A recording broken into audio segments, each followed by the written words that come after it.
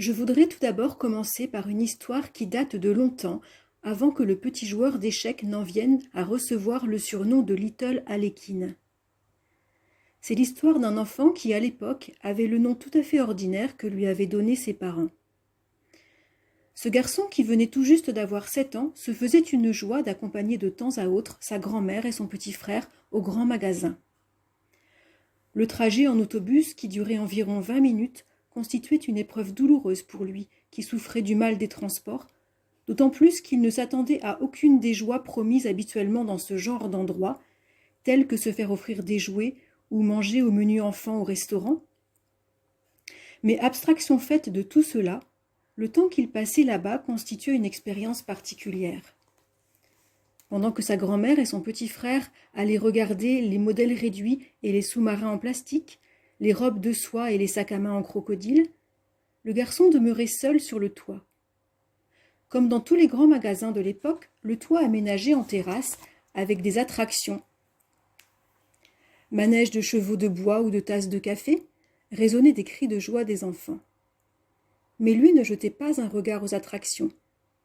Il avait encore le cœur nauséeux et surtout ne possédait pas d'argent qui lui aurait permis de s'acheter un ticket.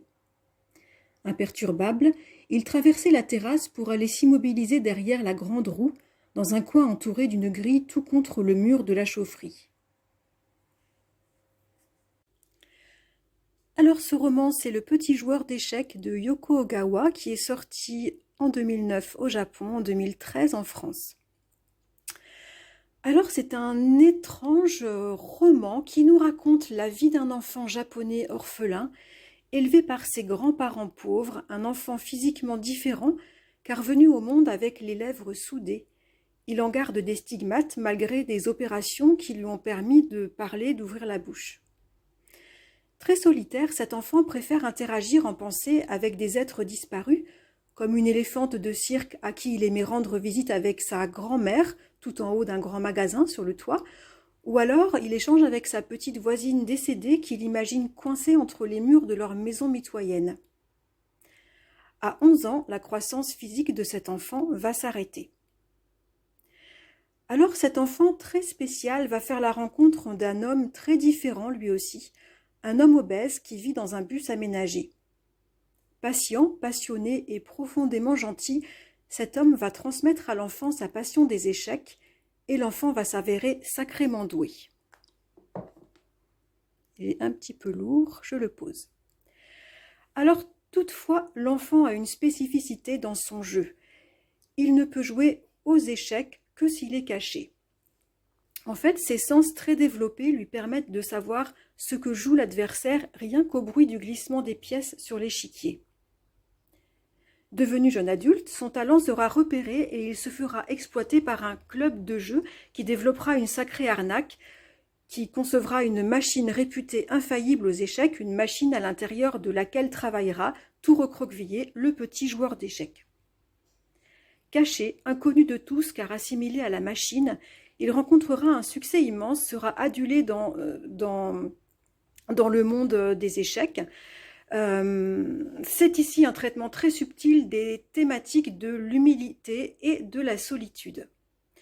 Le petit joueur d'échecs sera amené plus tard à s'affirmer et à refuser certaines pratiques et à construire lui-même son destin. Alors j'aime beaucoup les romans étranges, décalés, très oniriques de cette auteure japonaise Yoko Ogawa, dont j'ai lu pas mal de romans.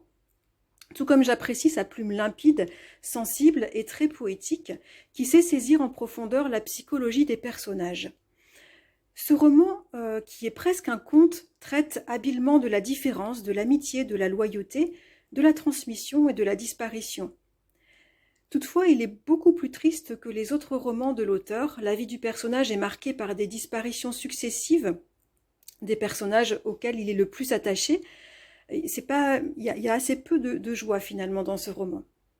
De plus, il y a énormément de très longues scènes de parties d'échecs, extrêmement détaillées, ainsi que beaucoup de descriptions techniques de la machine en question dans laquelle le petit joueur sera caché, qui apportent assez peu au propos et qui, pour ma part, m'ont vraiment ennuyé et laissé vers la fin juste avec la sensation de grande longueur, avec une forte hâte que le roman se termine. C'est dommage parce que c'était intéressant et j'ai gardé en tête que que cet ennui dû aux longueurs.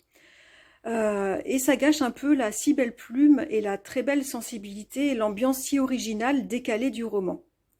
Alors ce n'est pas du tout, vous l'avez compris, le meilleur roman que j'ai lu de Yoko Ogawa. Le dernier que j'avais lu il y a quelques mois, Les tendres plaintes, était vraiment génial et je le recommande. Euh, Toutefois, c'est un bon roman hein, pour qui aime la technique et les échecs, ça sera un régal. J'ai tout de même pris plaisir à retrouver la plume et surtout l'ambiance vraiment particulière que s'est instaurée l'auteur. Et c'est pour ça que je suis allée au bout de ce roman. Voilà, à bientôt!